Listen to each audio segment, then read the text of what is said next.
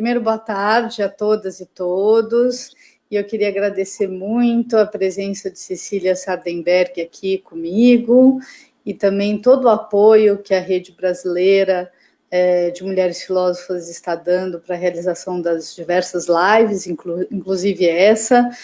E o meu intuito de chamar a Cecília, bom, primeiro dizendo que também Marília Kubik foi convidada, mas ela teve um imprevisto e provavelmente entrará mais tarde na nossa live, tá? Enquanto isso, nós ficaremos aqui com a Cecília.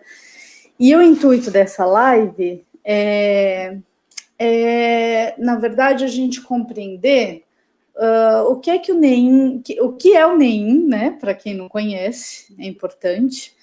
E para nós, filósofas, que estamos fazendo uma espécie de primavera acadêmica, filosófica, feminista, digamos assim, desde 2016, essa aproximação com o NEIM, ela é, assim, a meu ver, muito importante, porque a gente pode se ajudar a compartilhar estudos, eventos, pesquisas, e vocês podem nos ajudar muito, porque nós somos muito teóricas e pouco práticas, mas a gente está aprendendo.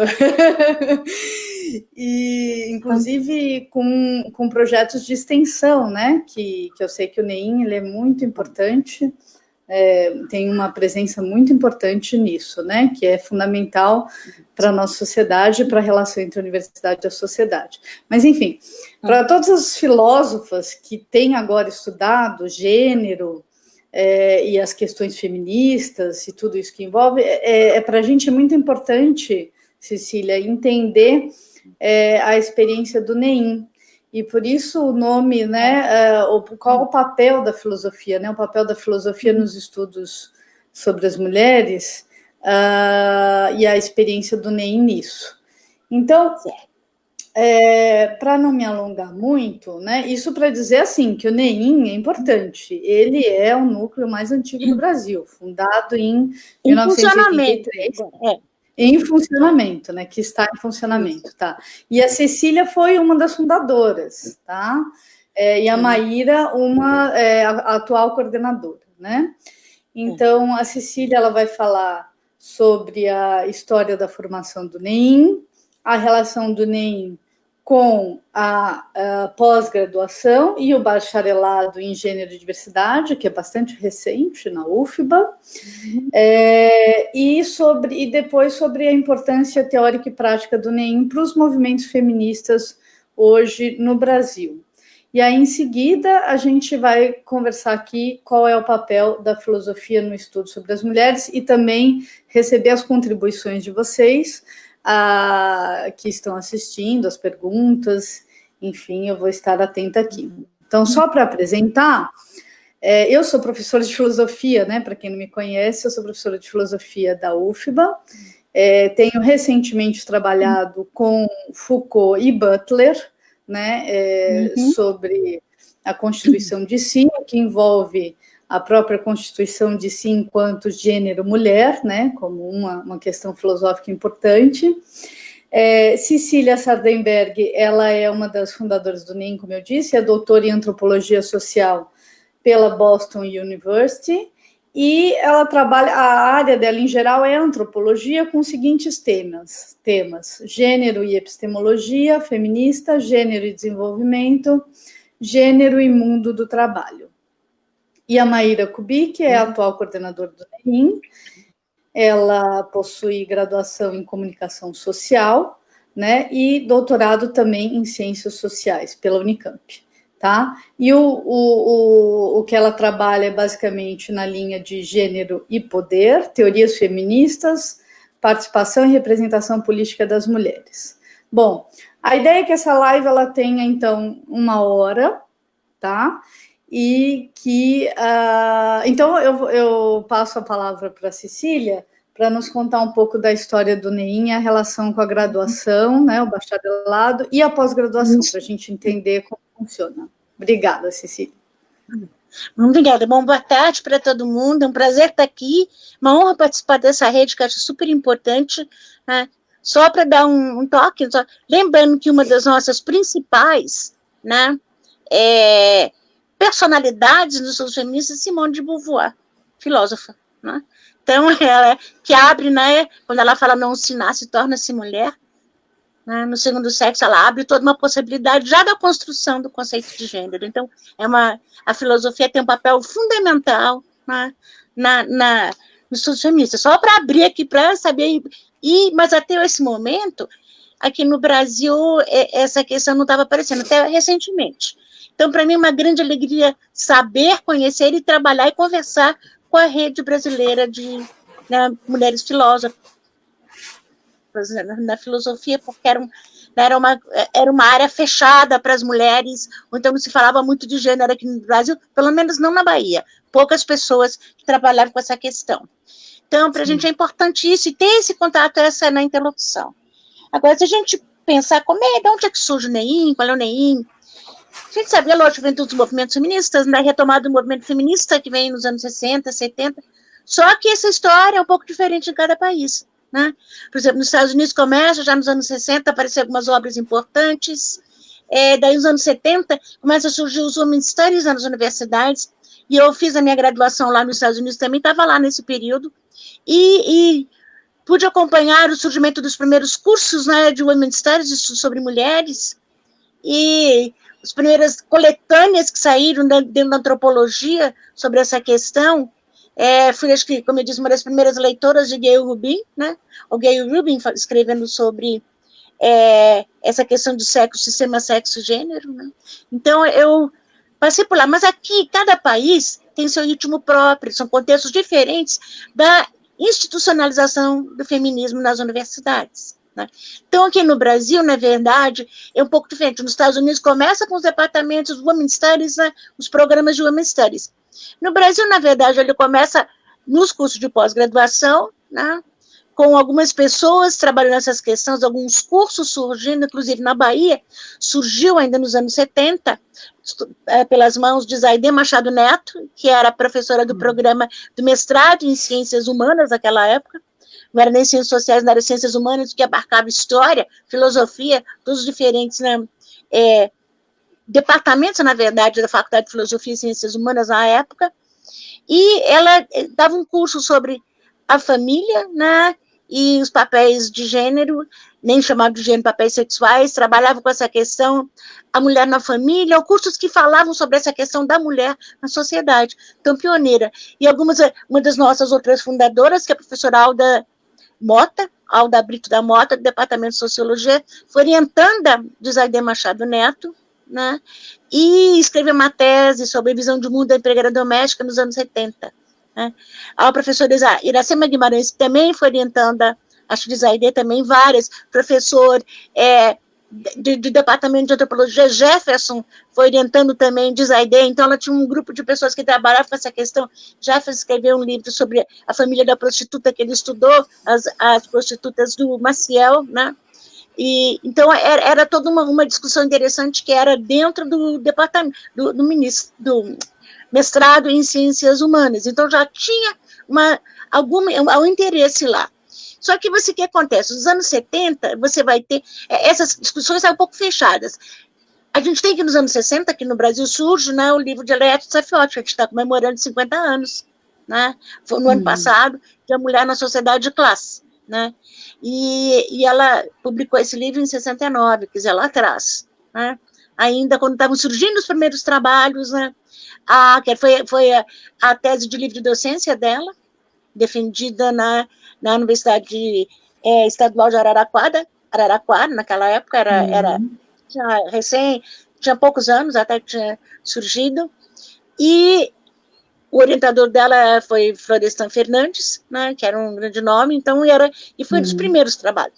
Eva Blay também, que é professora até hoje, né, que é pesquisadora do NENGE, também escreveu uma tese sobre mulher na indústria paulista. Né, então, mas surgiram alguns trabalhos assim. Mas no final dos anos 70, depois de 75, veja o que acontece. Lembra? A gente está vivendo a ditadura aqui no Brasil ainda, né? Onde manifestações proibidas, né? Então, os estudos feministas, os feminismos estavam dentro dos apartamentos ainda, né? Não tinham saído para as ruas. Né? Em 1970, houve uma mudança, porque começa a primeira Conferência Mundial das Mulheres, né, da ONU, que foi realizada na Cidade do México. Aliás, hoje acabei de saber que houve um terremoto no México, e atingiu bastante Oaxaca, né, mais um, e eu estava até conversando com as amigas lá. Mas isso foi em 75 que aconteceu esse primeiro, né, Conferência Mundial da Mulher, promovida pela ONU, que inaugurou também naquela conferência a Década Internacional da Mulher. E durante esse período, várias outras conferências foram acontecendo, mas a de 75, o Brasil mandou delegação, que quem estava à frente dele era a Berta Lutz, né, que foi um importante papel na conquista do voto feminino para a gente, né, e ela era deputada e ela foi representando o Brasil, né, também nessa primeira conferência, né. É interessante, porque ela estava lá na criação da ONU também, e ela conseguiu colocar, ela e mais 4 mulheres só que estavam lá presentes em 48, né, que foi a criação da ONU, foi 45, 48, foi por aí. E ela conseguindo colocar a questão da igualdade entre os sexos na carta, né, de fundação da ONU, né, da Organização das Nações Unidas. Então, ela foi convidada para ir abrir essa conferência, né, foi super uma honra para a Berta Lutz, que abriu a conferência do México, a primeira. E para participar dessa conferência, os países membros tinham que preparar documentos, né, para apresentar. E foi que surgiu a primeira CPI, né, sobre a situação da mulher no Brasil, né, com participação, né, de deputadas no Congresso Nacional, né, para se estudar, se preparar uma primeira delegação para ir para o México, para uma delegação oficial, que foi em 75. Então, começa a se discutir, começa a ter seminários, começa a surgir grupos de discussão, e começa a surgir nos programas de pós-graduação esse interesse para os estudos sobre mulheres, na época não era gênero ainda, se falava de estudos sobre mulheres, né? E na ANPOX, que é a Associação Nacional de Pós-Graduação em Pesquisa em Ciências Sociais, surgem 2 grupos, né, ou grupos de discussão, GTs, né, grupos temáticos, ou grupos de trabalho, que era na ANPOX, Mulher e Trabalho, que era coordenado por Eliette Safiotti, e Mulher e Política, né, que até anos depois a Alice foi coordenada, a Alice Costa, que era professora do Departamento de Ciência Política aí. Então, esse primeiro momento, né, de conferência foi super importante. Daí, em 85, em 80, houve uma outra grande conferência que aconteceu em Copenhague, que foi para avaliar o ano. E Fanny Tabak, que era professora da PUC do Rio de Janeiro, participou. E eu ouvi falar sobre o Ministério e sobre núcleos das universidades, ela volta e funda o primeiro núcleo de estudo sobre a mulher, o NEM, na PUC, do Rio de Janeiro, na Pontifícia Universidade Católica. E a professora Analice, veja só, 80, o que acontece? 79, 80, anistia. Muita gente volta, né? Várias brasileiras que estavam no exílio, outras que estavam, eu não estava exatamente no exílio, mas eu estava com, o meu companheiro na época não podia voltar para o Brasil, ele nunca foi preso, mas tinha medo de ser, porque todos os colegas que tinham sido professor da Universidade Federal Fluminense tinham sido presos, né? E daí a gente só voltou com anistia para o Brasil, né? A professora Analice estava no México, outras pessoas voltaram, Maria Lídia Quartinho de Moraes, que estava como professora visitante ali, também tinha voltado, né? Era de São Paulo, mas estava na Bahia, como professora visitante, fazendo um pós-doc, na verdade, né, no programa de Ciências Sociais. Então, tinham pessoas que já trabalhavam com essa questão, que vinham, na verdade, do movimento, umas que já trabalhavam com a questão e umas que vinham do movimento. Maria Lídia participou dos grupos de mulheres na França, né? Alice no México, né? E eu nos Estados Unidos, participei bastante, eu estava lá, e a gente houve o primeiro grande concurso, porque não tinha concurso, né, na UFBA, não tinha professor, fizeram um grande concurso, e esse concurso, entramos várias, né, tinha umas 400 pessoas para entrar, a UFBA, ou o MEC, na verdade, não contratou todo mundo de cara, né? Estava demorando para contratar. Os alunos da UFBA foi um momento que estava se retomando, se pensando, né, a redemocratização do país. Os alunos fizeram greve, imagine isso, no início dos anos 80, isso em 82, né? Ainda durante a ditadura, que ainda era o governo Figueiredo, se lembrar, né? Eles fizeram greve, né? E a gente foi contratada, e entramos mas já havia greve dos professores também, que houve uma retomada do movimento docente, né? Com a vinda dessas pessoas, houve esse concurso que entraram várias pessoas, e finalmente esse movimento, veja só, dos concursados, a Annalise Staff, onde eu conheci, outras professoras, né, que vieram também, outros professores, e a gente se conheceu, e quando a gente chegou na Faculdade de Filosofia, a gente foi contratada finalmente, né? Veio também a professora Maria Luísa Belloni, para o Departamento de Sociologia. A Alice foi para uma reunião no Rio, que ela era do Brasil Mulher. Veja, nesse momento, em Salvador já tem um movimento feminista surgindo, né? Fora da academia, né? Que era o Grupo Brasil Mulher, que foi fundado em 79, foi o primeiro grupo feminista autônomo, né? Eu fui parte dele, a Alice, a gente ainda era parte do grupo de amigas, agora ele virou um grupo de WhatsApp de amigas que se encontram para bebericar isso aí, mas ainda é pessoal lá do Brasil Mulher, a gente se fala todos os dias, é um grupo afetivo agora, político afetivo, porque a gente vai para as manifestações, tudo, né? Mas lá atrás, o Brasil Mulher já existia em Salvador, então vieram pessoas, a Amelinha, que é hoje professora da UNEB, ela fazia mestrado em Ciências Sociais também na UFPA, a orientadora dela, a professora Alda, ela também veio, e ali chegou de uma reunião que ela foi, lá no Rio, e veja só, vem com essa proposta de criação de um núcleo, né? Reúne as pessoas que elas sabiam interessadas, mas elas tinham prestado concurso, né, que era um grupo que a gente tinha, as concursadas, e a gente vem, faz essa reunião, e a gente tem várias reuniões até resolver fazer uma proposta de criação do NEIM, e se criou como um núcleo de estudos e pesquisas dentro do mestrado em Ciências Sociais. Naquela época não era nem mestrado em Sociologia, era em Ciências Sociais ainda. Lá atrás, né? Então, isso foi em maio de 83, a gente conseguiu oficializar. E veja só, naquela época, a Fundação Rockefeller financiava os mestrados, programas de pós-graduação. A Fundação Ford também veio ajudar também, mas naquele período era a Fundação Rockefeller. E a gente foi pedir apoio, né, para o diretor aqui, para ajudar a gente a ter os primeiros seminários de lançamento do núcleo, né? E ele falou assim, olha, eu vou dar, mas eu acho uma besteira que vocês estão criando, né? Isso aí é besteira, você vai acabar, não é uma coisa que vai colar, vocês nem põem o nome de feminista nisso, que não vai querer ninguém. Gente, isso foi há 37 anos, o NEIM vai fazer 38, acabou de fazer 37, né? Então não era uma coisa de brincadeira, né?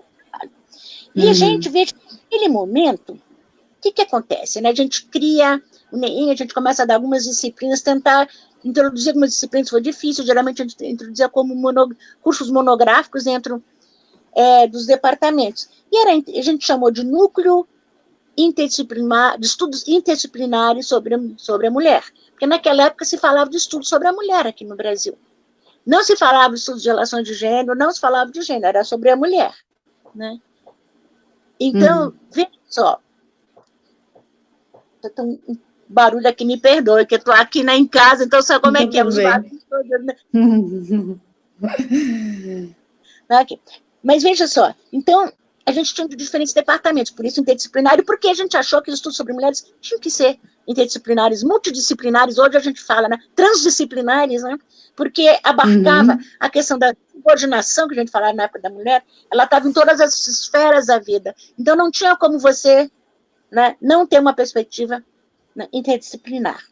E assim foi que ele foi criado, e só que aqui nos anos 60, o que acontece nos anos 80, gente? A gente está super envolvido o quê? Né? Na nova Constituição, na nossa participação no movimento, a gente está na rua, como agora a gente está de novo, né? A gente está nessa primeira década, a gente está na rua, né? Começa os movimentos, trabalhando com os movimentos, com os conselhos, começa a surgir os conselhos. Em São Paulo surgiu a primeira delegacia da mulher, o primeiro conselho, a gente começa a lutar para conseguir esses conselhos, né, também aqui, trabalhando com o Conselho Nacional dos Direitos das Mulheres, que surgem, e trabalhamos no Fórum de Mulher de Salvador, que foi criado nessa época, para a gente começar a fazer nossa participação, na verdade, na construção, né, da Constituinte Estadual, da Constituição Estadual da Bahia. Sim. E a gente no Fórum de Mulheres, e a gente conseguiu, tinha sido aprovado a nova Constituinte, né? A nova Constituição brasileira, né? A nova Constituição, não, a Constituição, e a gente quis avançar, queria ser mais ousada ainda, e a gente, a Constituição do Estado da Bahia tem um capítulo da mulher, só tinha uma deputada mulher, deputada Amabile Almeida, na Constituinte da Bahia, mas ela conseguiu, com o apoio da gente, né, do Fórum de Mulheres de Salvador, conseguiu passar esse capítulo da mulher, que é muito avançado. Se olhar nele, a gente conseguiu que cada cidade da Bahia, toda cidade da Bahia com mais de 50 mil habitantes, tinha que ter uma delegacia da mulher, né?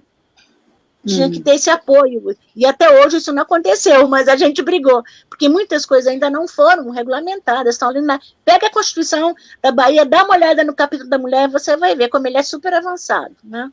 Então a gente trabalhou muito, trabalhou nos bairros, trabalhou para pegar, naquela época, pegar as assinaturas, né, para dar entrada nas propostas, né, para a Constituição, e a gente trabalhou muito com os movimentos de mulheres do subúrbio, da Federação das Associações de Bairro de Salvador, principalmente com as mulheres da Ampla, que era a associação, começou antes como associação de mulheres de plataforma, daí se tornou associação de moradores de plataforma.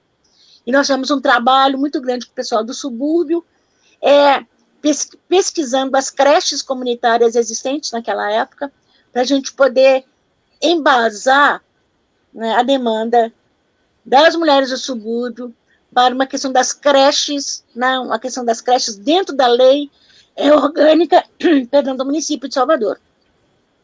Não conseguimos, mas temos ainda, esse foi o primeiro livro assim que foi organizado, a professora Mary Castro participou da pesquisa, o pessoal da Faculdade de Educação também participou, e a professora Analice organizou, e foi uma coisa super importante, trabalhamos com as mulheres do subúrbio, foi uma pesquisa participante para todo mundo, né, a gente,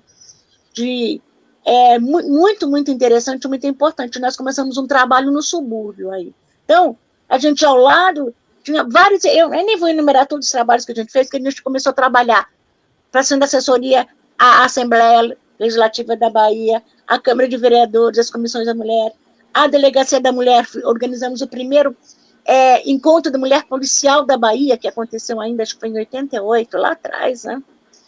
Participamos de eventos e tivemos o primeiro seminário que a gente fez sobre o feminismo no Brasil, reflexões teóricas e perspectivas, onde a gente trouxe gente do movimento, e a gente sempre pensou, e é uma coisa importante aqui, que o povo gostava de separar as militantes e as teóricas, né? As pesquisadoras, e a gente era contra isso, porque a gente fala que não é teoria e praxis na universidade, porque a gente pensa, e hoje Sônia Alvarez, que é uma pesquisadora cubana, né, criada vivendo nos Estados Unidos, e agora mais no Brasil, porque ela trabalha muito aqui no Brasil, a ideia de campos discursivos de ação feminista, né, e pensarmos que eles são diferentes, né, mas eles são políticos, a ideia de campo é campo de poder, né, então a ideia é que dentro da academia também é um campo, né, político, e a nossa luta foi para criamos um núcleo, e a gente conseguiu, com o apoio do Unicef, criarmos, né, mudarmos, conseguimos mais duas salas que estavam abandonadas, reformamos, fizemos um trabalho de assessoria aos grupos de mulheres de Salvador, criamos uma agência de assessoria, porque não só a parte acadêmica era importante, mas a parte, lembra, isso aí foi nos anos 80, ainda fim dos anos 80, de muita mobilização, certo? Dos movimentos e do feminismo acadêmico, junto com os movimentos, na rua, participando dessas grandes e importantes empreitadas. E em 95, por exemplo, nós trabalhamos também com o governo, tivemos que começar a trabalhar com o governo, com a criação dos conselhos, das delegacias, né, para gente que vinha, muitas de nós que tínhamos, eu não, mas algumas pessoas sofreram na pele, né, o peso, né, que era do Estado repressivo, né, para trabalhar com a polícia, de novo, era complicado, né, com o Estado, que era opressor, né, e para a gente era complicado, mas foi super importante, nós fizemos um trabalho, tanto é que em 94, em preparação para a conferência de Beijing, que foi a 4ª conferência internacional, né, da mulher, que aconteceu na China, em Pequim, ou Beijing, que é chamado, né, o Itamaraty comissionou uma série, né, de seminários com as universidades e com os grupos, né, de mulheres, grupos feministas, né? E a gente, no primeiro seminário foi na Bahia, foi pelo NEIM, foi organizado um sobre gênero e poder. Né? Então tinha o Estado, a representante do Estado, Itamaraty, movimentos e academia. A gente trouxe gente da academia, dos núcleos de pesquisa, estavam começando a surgir as ONGs feministas naquela época, que foram importantes, né? E a gente fez esse primeiro seminário, né, com relatório para o Itamaraty. E isso contribuiu, eu acredito que contribuiu bastante, para a gente se tornar, a gente estava como um núcleo, né, que estava vinculado à Faculdade de Filosofia, primeiro ao mestrado, depois à faculdade, e a gente se tornou, em 1995, né, um órgão suplementar, né, da universidade, que estavam diretamente vinculados ao gabinete do reitor. Né. E a nossa primeira diretora foi Elisete Passos, professora Elisete Passos, justamente da filosofia, né, que veio. Ela trabalhava na área de educação e ela foi nossa primeira coordenadora. E aí lançamos várias coisas, lançamos a coleção Baianas, que a gente tem até hoje, vários programas e cursos. E veja só, a gente trabalhava muito próximo, tínhamos apoio da Fundação FOR, que nos amparou, né, deu apoio para gente financeiro, para a gente articular as redes. Era a época também dessa rede, lembra? Estava surgindo a rede disso, a rede daquilo, né? Rede feminista, de saúde, a rede de combate à violência. Então a gente resolveu criar, a gente participou de um seminário que teve em São Paulo, na USP, né, no NENT, que foi coordenado pela professora Eva Blay, e tinha algumas de nós do Norte e Nordeste, a gente descobriu que a gente não se conhecia, né? Que a gente tinha mais articulação com o povo de São Paulo do que entre os núcleos do Norte e Nordeste, e a gente resolveu, assim, criar a Redor, que foi a rede regional Norte e Nordeste de estudos sobre mulheres e relação de gênero, né? E a Redor fez agora 20 anos, né? Na verdade é mais, é de 92. E a partir da Redor, a gente começou a pensar, dava cursos, e começou a pensar, e organizamos o primeiro curso de pós-graduação, que era um curso de especialização em gênero e desenvolvimento regional. Né? E esse curso foi muito bem sucedido. E nós envolvemos depois outros cursos de especialização. Né? E isso já começa a chegar nos anos 2000, né? Começa a surgir em 2002 o Reúne, né? Porque a gente antes tinha feito um programa para fazer um curso de pós-graduação, né, em estudos feministas. Mas não passava a pós-graduação, nem chegava na câmara de pós-graduação, porque o povo vai, imagina, não precisa isso, né? Para quê? Não precisa, já tem, não, vocês têm a gente tinha uma linha de pesquisa dentro do mestrado. Mas a gente, com a mudança que teve com a ProUni, na época o reitor era o professor Naomar, né? E ele tinha feito cursos em Stanford, né? Com Donna Haraway, eu acho, até com gente que eram feministas, né? Né? E ele ficou interessado, porque vocês não fazem um curso? Aí a gente se reuniu com outros grupos e formulamos uma proposta que foi aprovada, né, por todas as instâncias da UFPA, pelo MEC, e criamos, assim, em 2005, né, o programa de pós-graduação em estudos multidisciplinares, interdisciplinares sobre mulheres, gênero e feminismos, no plural já, porque a gente chegou, né, nessa época já se tinha consciência de que não dá para falar sobre feminismo no Brasil no singular. Né? Sim. E, né, porque há os feminismos identitários, vários, né, se distinguem, e o acadêmico um deles, né? Então a gente começou, fez feminismos no plural, e a primeira turma se iniciou em 2006, então a gente já tem 10 anos de curso de mestrado e doutorado, mais, tipo assim, umas 100 teses e dissertações, que foram até, acho que em 2016, nós criamos a revista Feminismos também, que é online, né? Essa revista é vinculada ao mestrado, à pós-graduação, né? Ao PPG NEIM, que é o programa de pós-graduação do NEIM, e essa revista, ela teve um dossiê, publicou um dossiê sobre o mestrado e o doutorado do nosso programa, discutindo as diferentes dissertações, as teses, né?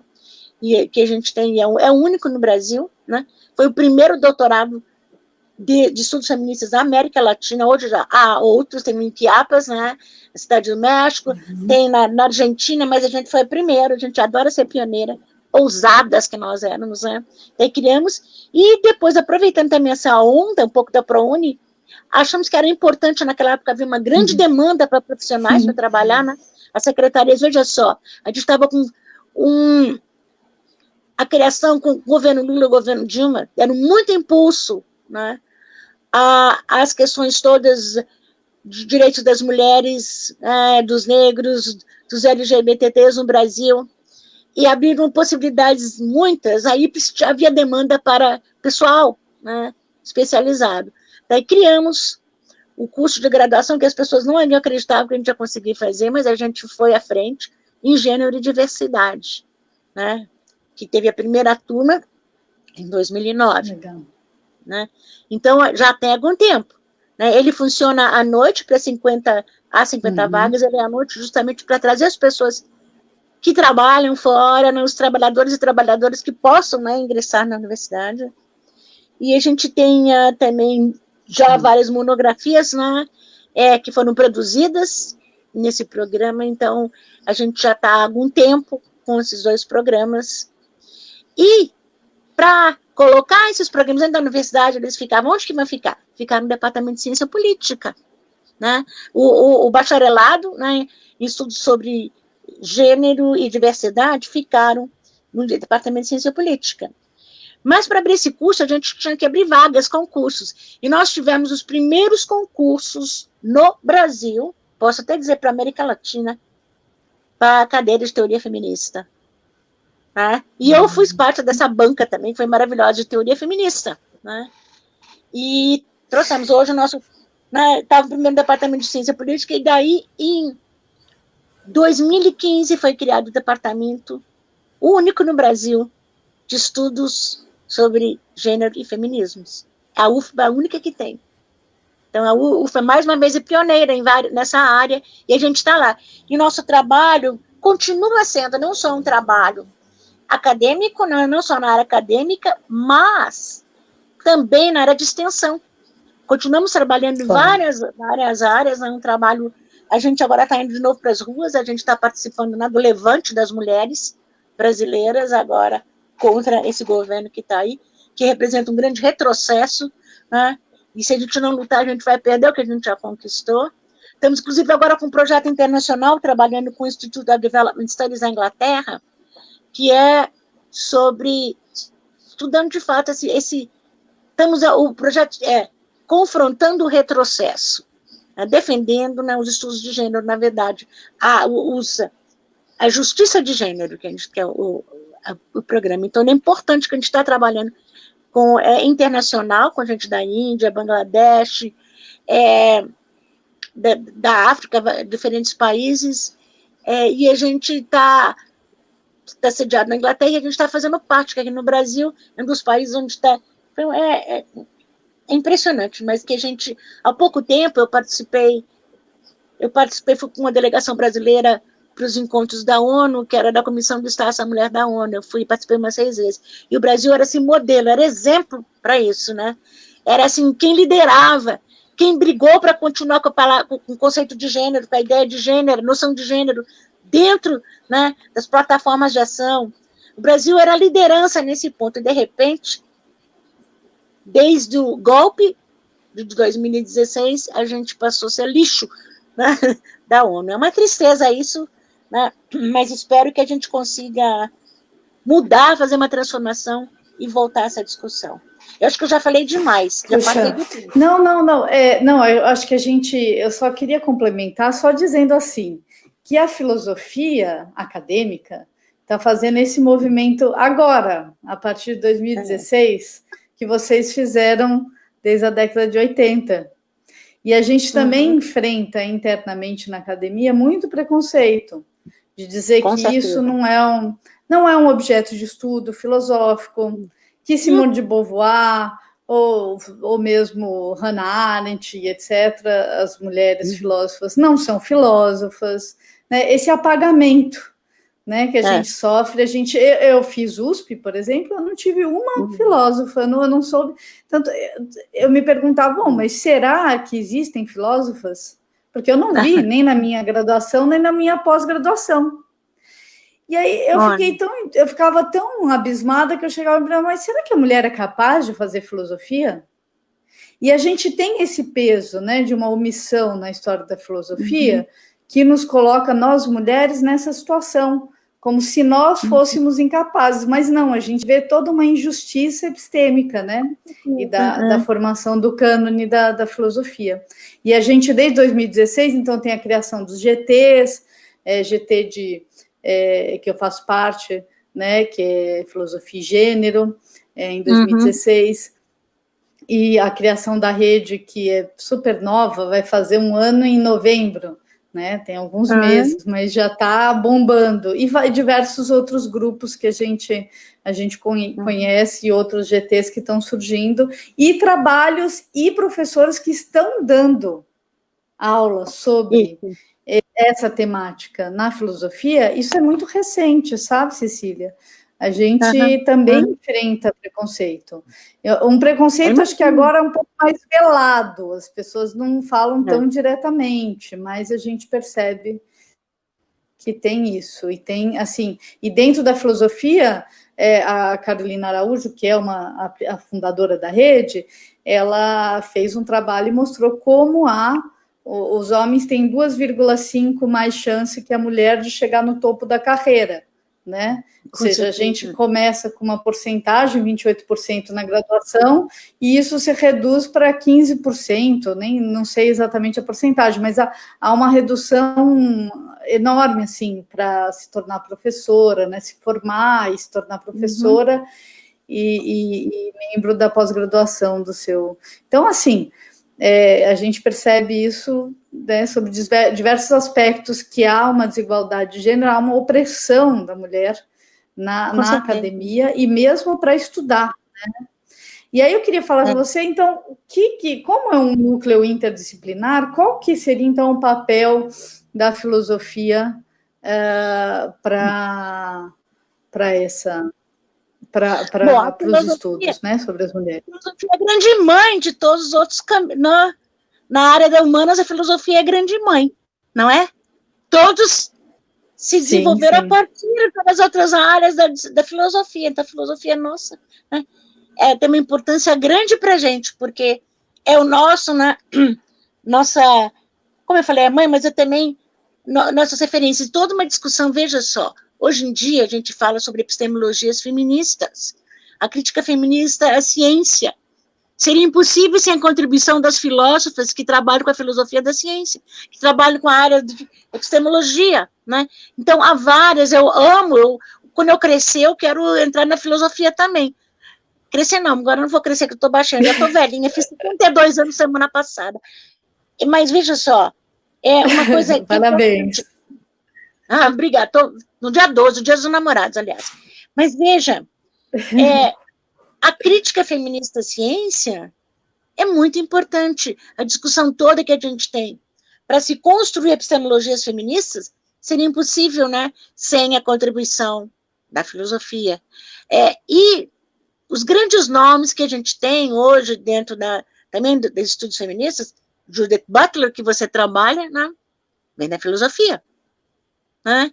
Então, Donna Haraway também tem o pé na filosofia, na verdade, né? Que ela é uma outra que trabalha com as epistemologias perspectivistas. Então, eu até escrevi um artigo sobre isso lá atrás, da crítica feminista à ciência, uma ciência feminista, né? Discutindo um pouco a contribuição dessas autoras, né? Mas é lógico, né? Estava tentando traduzir, porque eu dei muitos anos na disciplina de estudos feministas na pós-graduação em ciências sociais, onde a gente trabalhava com a questão das epistemologias feministas.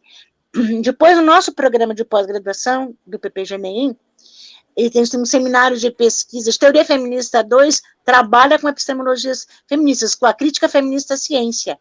Né? Os nossos seminários de pesquisa, multidisciplinares de pesquisa, também discute essa questão da pesquisa, as questões das ontologias feministas, né? Eu acabei de ler um artigo interessante, quer dizer, não estou lendo, perdão, da Cynthia Hamlin, sobre Ontologia e Gênero, que é muito interessante, né? Que eu tenho que ler muita coisa. E como eu sou fraca em filosofia, eu fiz minha graduação e pós-graduação nos Estados Unidos, onde pouco se trabalhou na época, que eu fazia lá atrás, né? Porque já faz bastante tempo.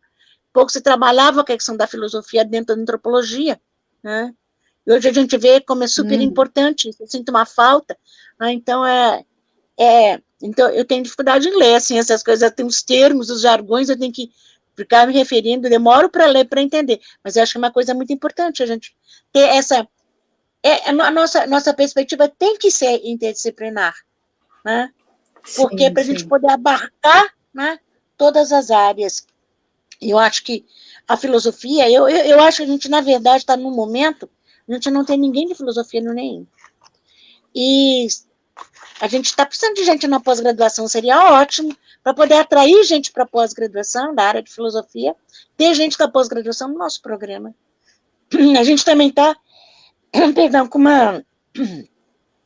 uma chamada, um edital, perdão, estou aqui com um pouco de tosse hoje.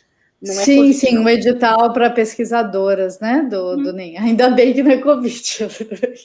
Não, espero que sim, não. Sim. Eu estou aqui, claro. Eu estou aposentada agora, estou morando no interior de São Paulo, em Pindamonhangaba. Olha e só. aqui está frio e seco, né? Agora, faz calor durante o dia, você conhece o clima de São Paulo, né? Sim, fim de tarde começa a esfriar, mas está muito seco, então, assim, o contraste com Salvador é tremendo, onde a umidade é altíssima aí. É muito alta. Uhum. E aqui é super seco, daí eu fico com essa tosse um pouco, porque da secura aqui, né? Me perdoe. Imagina. Mas eu acho que tem essa oportunidade, eu acho que tem que ter essa aproximação. A gente nunca teve antes, porque não teve nunca ninguém. A não ser Elisete, a gente teve antes com a Elisete, mas ela era a única claro. Que era do departamento de filosofia, né? E eu acho incrível. Desculpa. Não, eu acho incrível que dentro da própria filosofia, no Brasil, parece que agora que a gente está, né, despertando muito mais, né, o interesse para isso, para as próprias filósofas, né? Eu mesma organizei um dossiê chamado Filósofas e eu fiquei impressionada, porque vai dar umas 300 páginas só de mulheres que escreveram sobre as filósofas ao longo da história da filosofia, né? Com certeza, sim. E a gente tem grandes nomes no Brasil, né? Tem a Márcia Tiburi, tem a Djamila Ribeiro, tem Maria Helena Chauí, né? Exatamente. Eu estava lembrando. Eu estava lembrando, mas ela é psicóloga, mas ela trabalha com filosofia também. E agora, eu estou naquela idade onde as palavras desaparecem. Você vai falar, ela não desaparece, você não consegue achar. Eu brinquei com a minha filha, eu vou ter que escrever, quando eu for falar, sim, escrever alguns termos chaves e pendurar aqui na minha parede para poder lembrar, porque na hora que eu vou falar, ele some. Mas eu vou lembrar ele. Que ela trabalha também, embora ela seja psicóloga, ela trabalha com a questão da filosofia também. Tá, eu queria só trazer um pouquinho, antes de abrir até para as perguntas, o que a Maíra, né, a contribuição, porque ela ainda não conseguiu entrar, então, se você me permite, eu vou trazer um pouquinho das ideias dela. Com certeza, por favor.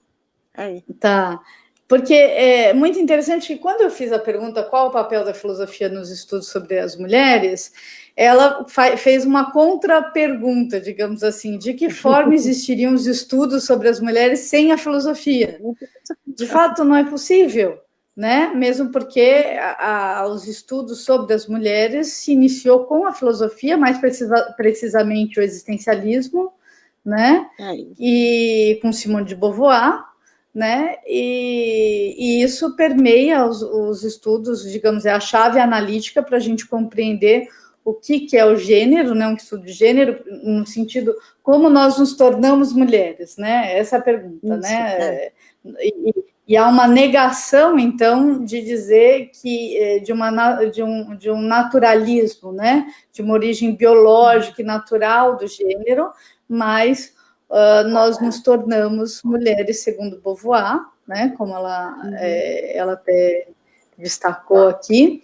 E aí ela mostra como que para a Beauvoir, então, o grande projeto dela foi desvincular a identidade de gênero da identidade natural, né? Isso. E mostra também toda a opressão que a mulher sofreu, porque ela como que nasce destinada a se tornar mulher, e se tornar mulher significa casar, né?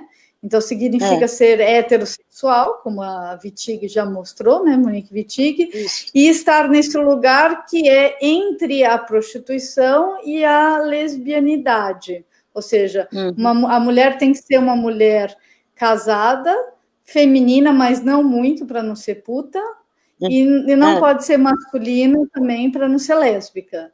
Né? Ou seja, ela tem que construir... Exatamente. Do lar.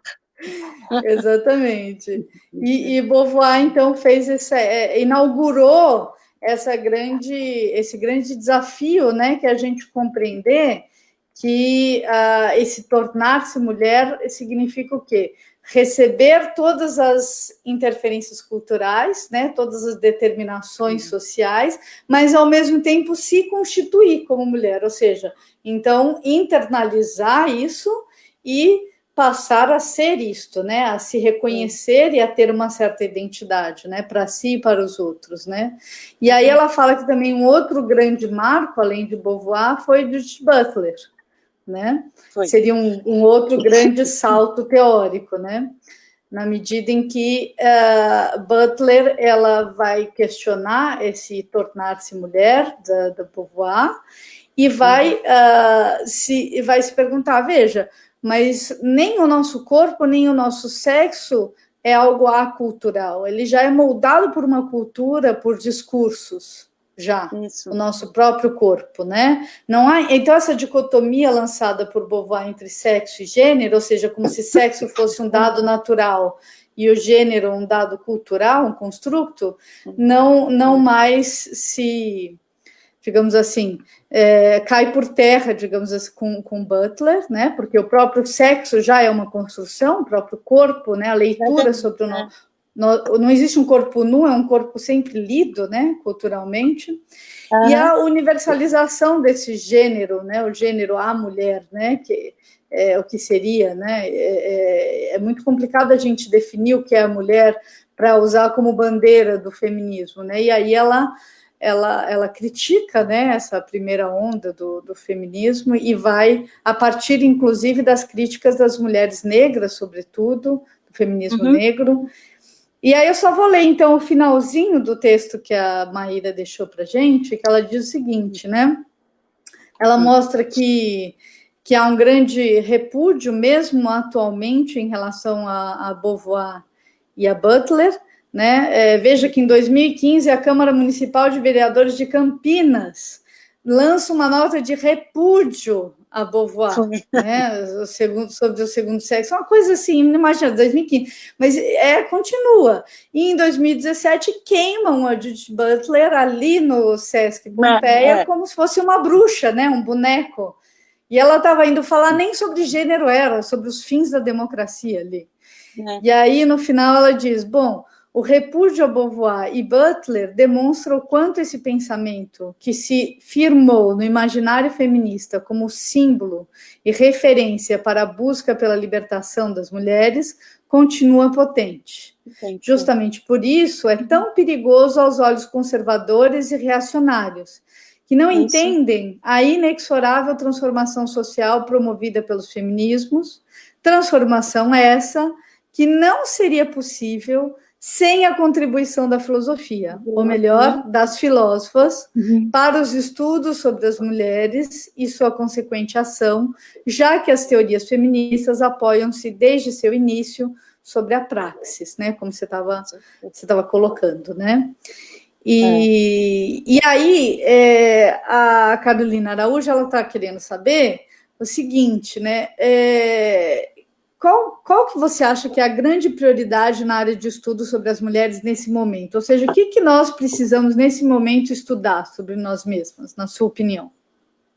Olha, veja só, uma das coisas que a gente está estudando agora, que está discutindo nesse momento da pandemia, que são os efeitos da pandemia, de isolamento social né? Sim. E as questões de gênero, sobre as mulheres. Sim. A gente sabe uma coisa Sim. que está sendo, não só esse isolamento tem contribuído para o acirramento e para vários casos de violência doméstica, né, conjugal contra as mulheres, né, e também para as filhas também, mas está aumentando muito, né?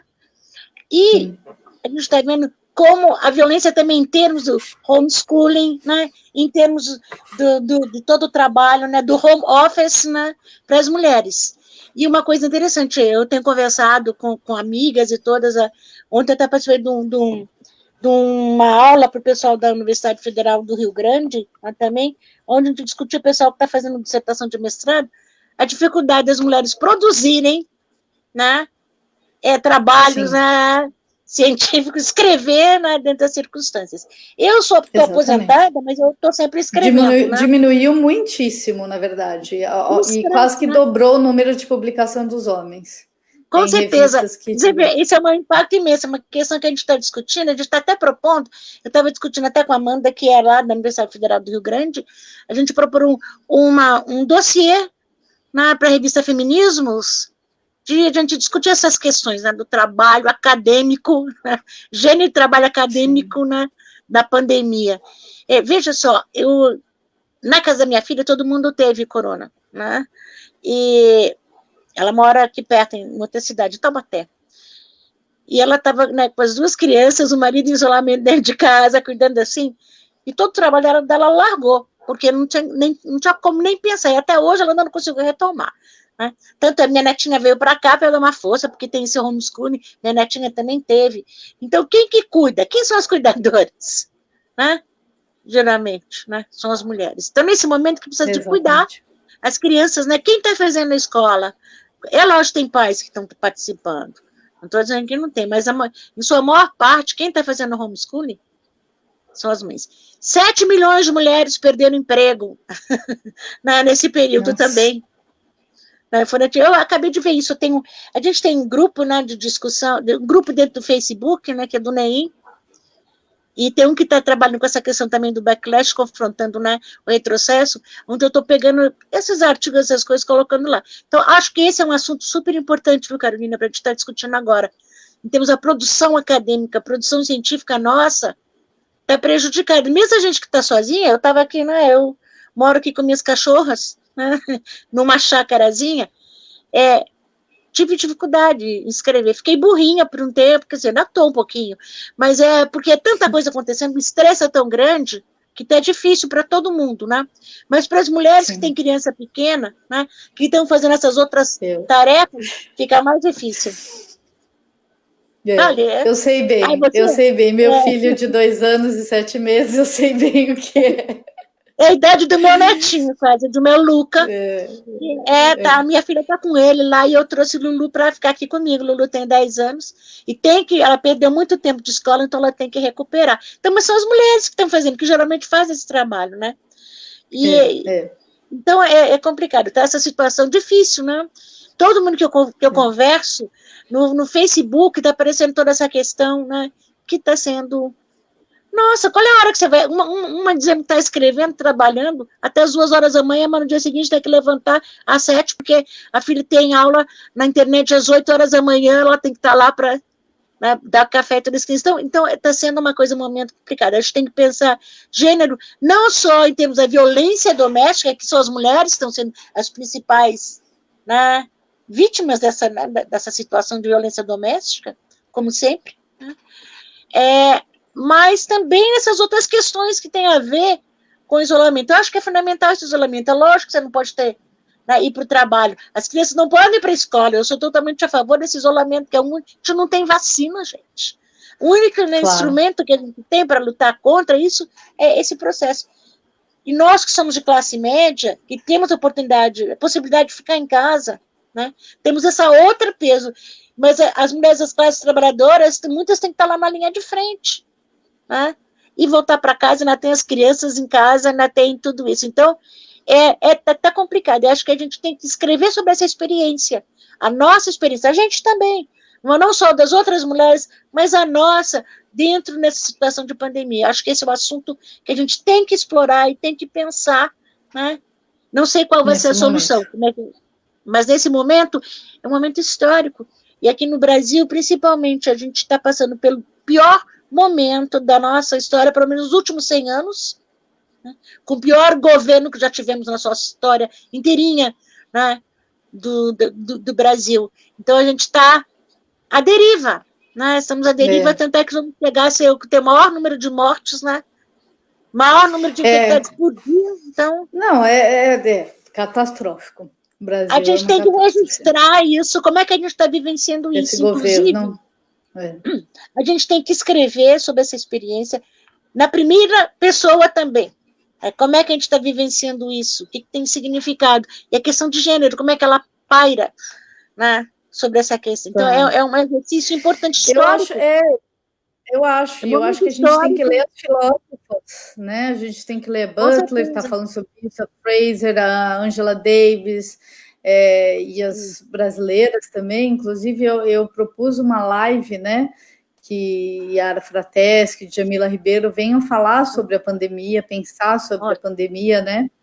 E o que elas colocam bom, essa pandemia escancarou como que o neoliberalismo é cruel, acentuou absolutamente as desigualdades, mostrou nu e crua todas as desigualdades, né? Quem é que está tendo que trabalhar? Quem não tem nenhuma condição de higiene? Quem que está morrendo mais? Quem que está morrendo mais? Exatamente. A gente teve a liderança do movimento de mulheres em Salvador e do movimento dos professores, a professora Clarice, negra, né? Atuante nos movimentos, morando em Amaralina, no Nordeste Amaralina, ela morreu hoje vítima do Covid-19. Então, se a gente olhar, aqui no Brasil, não estão computando os dados para o gênero e raça, quando a gente devia estar, né? Quando fala das mortes, dessas mortes, quem que está morrendo? É lógico que teve das elites no início, né? Mas hoje eu li um artigo que mostra que as pessoas que vão para os hospitais públicos é que estão morrendo mais, né? As que vão para a rede privada têm 18% de sua chance de morrer quando vai para a UTI. Já na rede pública é mais de 30% que está morrendo quando vai para a UTI. Porque já vai no último instante, porque não tem, né, tem que esperar uma vaga.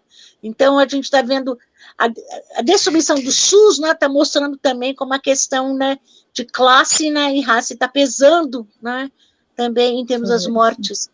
Porque... eu sei, por causa da minha idade, outras coisas, eu não escapo.